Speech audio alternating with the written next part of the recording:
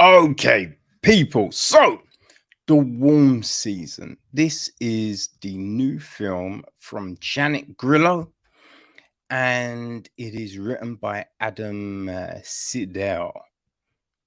The film is produced by David Hughes, Julie Crosby, executive produced by Catherine Seidel, associate produced by Nicholas Clement and Alexandra Renzo, and line produced by Renhard Lorenz. Lily Rebecca McDonough is on music. Sarah Brand, cinematography. Sujin Hong edits the piece. Nicole Arbusto is on casting. Tiffany Figueroa, production design. Reed Rish, art direction. Susie Uderick Kirk is costume design. Hair and makeup, we have Ashley Field, Tiffany Shulalara, Pepper J. Gallegos, Samantha Danis, and Melissa Barella. Our cast. Well, we have Clive, played by Carie Kawa. Her husband, Mitch, is played by Daniel Dorr. Her mum, Carlene, is played by Cynthia Mace. Then there's Mann, who is played by Michael Esparza. Sam, played by Gregory Chabara. Lenny, played by Manny Rubio. The young Clive is played by Mia Akemi Brown. There's Joe, played by Linnell Garza. Agent Blanco, played by Oscar Avila. We've got an FBI agent played by Andrew Kern. Another played by Christopher A. Brooks Sr. And another government agent played by Nicholas Wagner. So yeah, I think that's the major players in our cast. And the story is this, people. It's 1967, and 12-year-old Clive is playing in the New Mexican desert behind her family's remote hotel, taking photos with a trusty Polaroid when a Mexican worker mysteriously appears before her. But he doesn't behave like the other ranch hands in the area. His name is Mann. He's from another planet which is dying, and he's searching for a new place for his kind to live. As government sedans swoop in to capture him, Mann hands Clive a glowing orb, asks her to hide it, and promises he'll be back. Now, 25 years later, and Clive's still waiting, struggling to keep the motel afloat and her aging mother, Carlene, alive. Her husband, Mitch, urges Clive to sell the motel, restart their life, and revive their love. But Clive is holding onto the secret and the stone, too stuck in the past to pull herself into the future.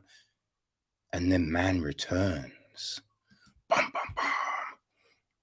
This film, man, it's it's really interesting, right? Because it's not necessarily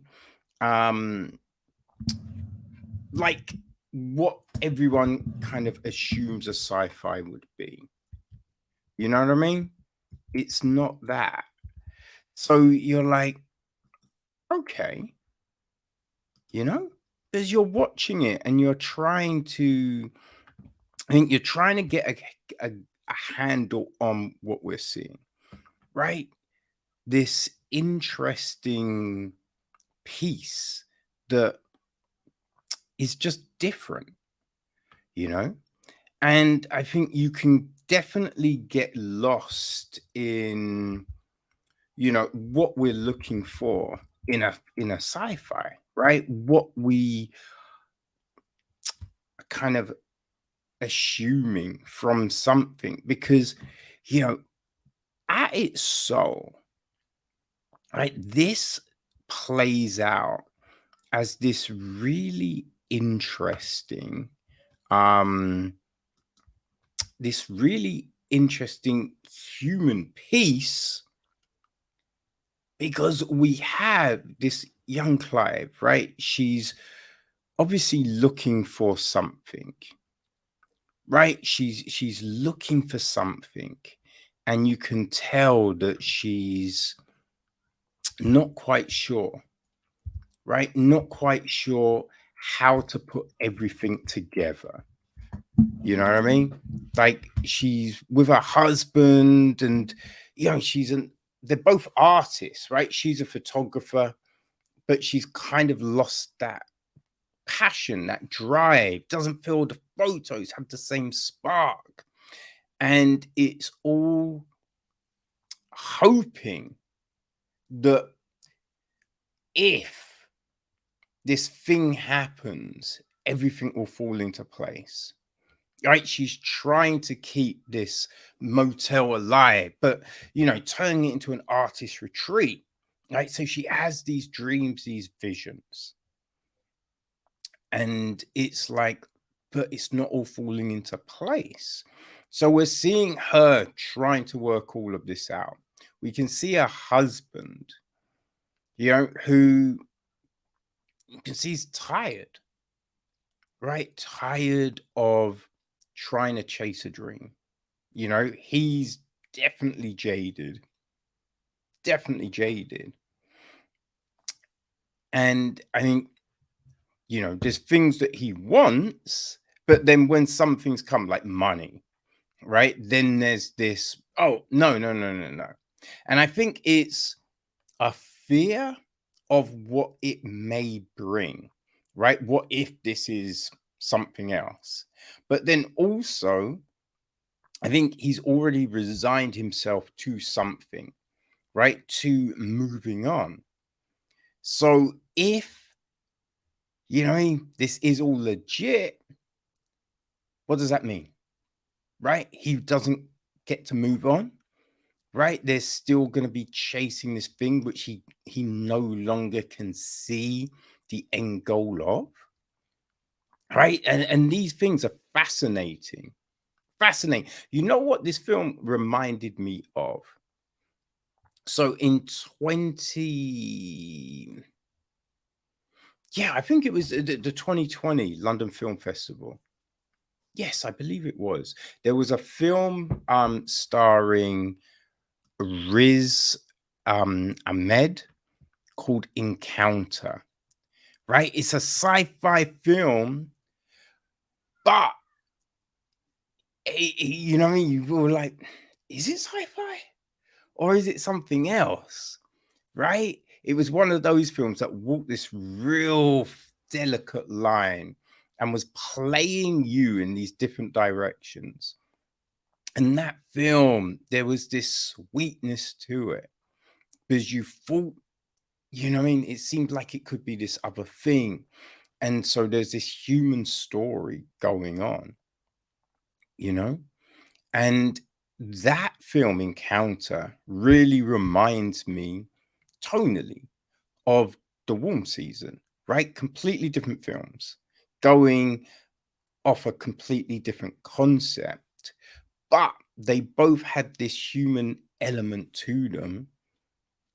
And I think both of them, right, aren't your traditional sci-fi. Because I think The Warm Season, with this, you could definitely play a lot of things off as childhood imagination, right? So it's just like, how much of this is actually true?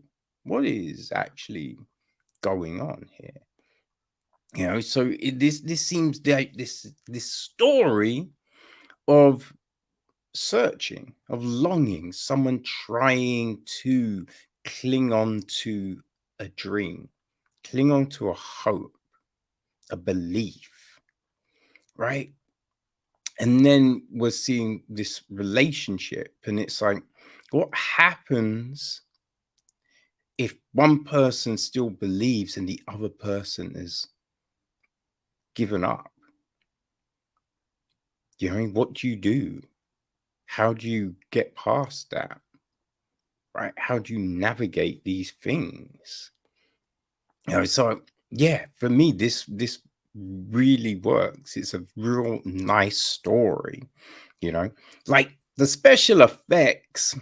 I mean, look, obviously, it's not a Spielberg film, right? We're not seeing anything spectacular here, but it works, right? You don't, you know what I mean? I don't really feel you pay much attention to them. And I just mean the quality of them.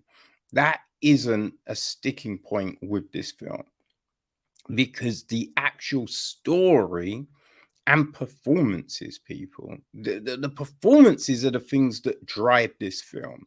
The story is the thing that drives this film because it does feel like it's this intimate thing, you know, like there's a lot of, you know, sci-fi, so this big sprawling like situation, and you don't always feel a connection to the characters. You know, the story can feel a bit, you know, meh, right? We're just going by the numbers, but there's something more here. You know, so I really did enjoy it. I think it's a really good showcase for just those different elements of sci-fi, right? It doesn't all have to be spaceships and modern technology, what future technology, right? Doesn't have to be that. It can be this other thing, you know? And you don't need a crazy budget to tell a great story, you know? So people, yeah, the warm season playing at Sci-Fi London, you know what I mean? And they've got a whole heap of other festival dates. So all the information is on the website. Go and keep an eye out for it anywhere near you. And also, I say keep an eye on this cast and creative crew because, you know what I mean?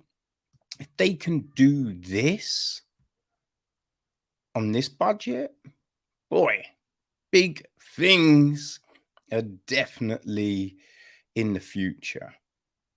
All right, the warm season.